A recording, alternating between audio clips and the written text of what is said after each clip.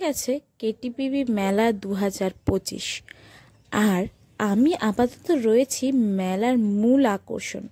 বাচ্চাদের বিভিন্ন রকম রাইড এবং বড়দেরও বিভিন্ন রকম রাইড রয়েছে এইখানে। কি দারুণ দেখতে লাগছে না? এগুলো দেখে সেই ছোট্টবেলাকার কথা মনে পড়ে যাচ্ছে। নাগরদোলা, স্প্রিং ব্যাগ, এই দারুণ দারুণ বেশ কিছু রাইড সব কিছুই রয়েছে আপনাদের জন্য এই কেটিপিবি মেলায়। সন্ধ্যা থেকেই জমে উঠেছে মেলা। দলে দলে লোক ভিড় করছে কৃষি ও গ্রামীণ পুষ্প মেলা দেখতে। এখানে পুষ্প মেলার পাশাপাশি রয়েছে সবজির বিভিন্ন রকমের নমুনা ও নিত্য নতুন দেশ বিদেশের নানান রকমের গাছ।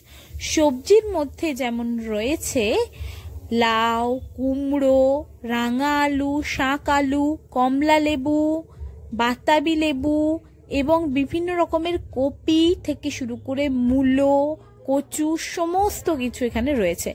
এছাড়া বিভিন্ন রকমের ফুলের চারা, নিত্য নতুন দেশ বিদেশের গাছ সব কিছু এই কৃষি মেলায় অর্থাৎ শিল্প ও গ্রামীণ কৃষি মেলায় তোমরা দেখতে পাবে। ক্যাকটাস গাছ থেকে শুরু করে সমস্ত কিছু তোমরা এখানে দেখতে পাবে। এর পরবর্তী অংশে দেখবে একটা ছোট্ট প্রোগ্রাম, যেই স্টেজটা নতুন করা হয়েছে।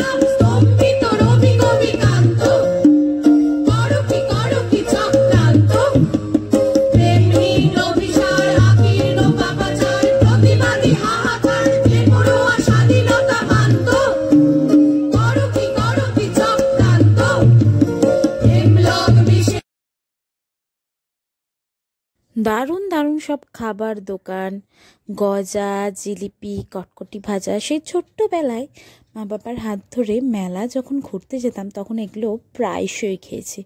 খুব টেস্টি ছিল। শীতকালের মেলা বলে কথা, এই সব সামগ্রী না থাকলে শীতকালের মেলাটা ঠিক মেলা বলে আর মনে হয় না। তাই কেটিপিবি মেলা বর্তমানে 39তম বর্ষে পা দিল।